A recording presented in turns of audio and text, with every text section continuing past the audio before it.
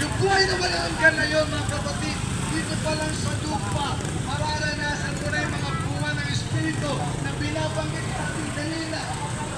Yung pag-ibig, yung kaampuan, yung pagpapala ng Diyos. Meron tayong magiging katuwang sa buhay kung tatanggapin natin si Jesus bilang Panginoon at ating tagapagligtas. Yun yung buhay na walang hanggan na nais ng Panginoon sa atin. At pagkatapos na nun, tayo pa ay pumanaw dito sa lupa, mamanahin natin ang kaharian ng Diyos. Ang kaharian ng Diyos, mga kapatid, ang heaven ay ginawa ng Diyos para sa mga tagapagmana ng Diyos at walang iba kundi sa mga sumampalataya sa kanyang bugtong na anak. Mamanahin natin ang heaven. Ang heaven po, mga kapatid, wala nang sakit at karamdaman sa heaven. Wala nang kahirapan sa heaven. Wala nang kagutuman sa heaven. Wala nang kamarusahan sa heaven. Wala nang pananakit ng damdamin sa heaven. Hindi na tayo magturusa sa heaven, kundi ang kapayapaan, ang pag-ibig ng Diyos ay sasaatin na sa heaven, mga kapatid. Ang heaven po ay ginawa din ng Diyos para sa atin. Subalit, kaunti lang nakakasumpong sa heaven. Sabi dito sa John,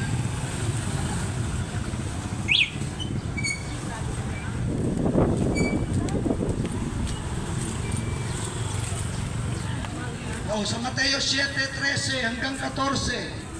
Mateo 7:13 hanggang 14, ang sabi po rito, kayo'y magsipasok sa makipot na pintuan, sapagkat maluwang ang pintuan at malapad ang daan patungo sa pagkapahamak at marami ang doon nagsisipasok. So dito dinidescribe ni Mateo na makipot ang daan patungo sa Panginoon o sa heaven at kaunti lang nakakasumpong dito. Kaya sinasabi dito, pinapaalala sa atin ng Diyos, kayo'y magsipasok sa makipot na pintuan, sapagkat maluwang ang pintuan at malapad ang daan patungo sa pagkapahamak at marami ang doon nagsisipasok. Mga kapatid, kagaya ng buhay ng tao, marami lumalakad sa kasalanan. Subalit, ang tulong pala nun ay kapahamakan. Subalit, yung namumuhay sa kabanalan, sa piling ni Jesus, sila po'y nakasumpong sa makipot na daan patungo sa Kanya. Sapagkat makipot ang pintuan at makitid ang daan patungo sa buhay, at kakaunti ang nakasusumpong noon. So mga kapatid, nasa atin po ang pagpili, yung makipot na daan patungo sa heaven o yung maluwag na daan patungo sa impyerno. Nasa atin po ang pagpili. Mga kapatid, pinapipili tayo ng Diyos. At sa araw na to, sa mga sandaling ito, pumili ka.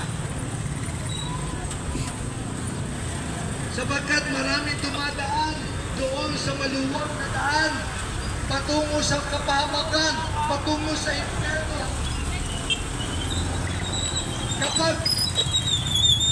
Bakit sinabi gano'n? Sapagkat ang tao ang bumuhay sa kasalanan, kaya ang dulo nun ay kapahamakan. Subalit ang tao na nagpakumbaba, tumingin ng tawad sa Diyos at tinanggap si Jesus bilang Panginoon tagapagligtas, masusumpungan niya yung makipot na daan. At kaunti lang, kagaya ngayon, kami po ay pinadala dito ng Diyos. Hindi ko alam kung ilan sa inyo ang nakikinig. Nasa inyo po ang pagpili, mga kapatid, wala sa amin.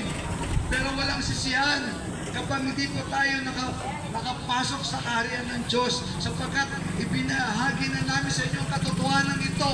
Subalit, kapag kayo nagmatigas, at pinili niyo pa ang maluwag na daan o yung buhay na puno ng kasalanan, kapatid, isa lang ang direksyon dyan. Sabi doon, buhay na kapahamakan o ikaw ay nagpakumbaba at humingi ng tawad sa iyong mga kasalanan, matatawarin ka ng Diyos at tanggapin si Jesus bilang Panginoon tagapagligtas, ililigtas ka ng Diyos at mapapabilang ka doon sa mga nakasumpong sa magwipot na daan patungo sa buhay na walang hanggan. Si Jesus ang pintuan papasok sa Ama, sa kaharian ng Ama. Walang ibang daraanan ng tao upang siya ay maligtas.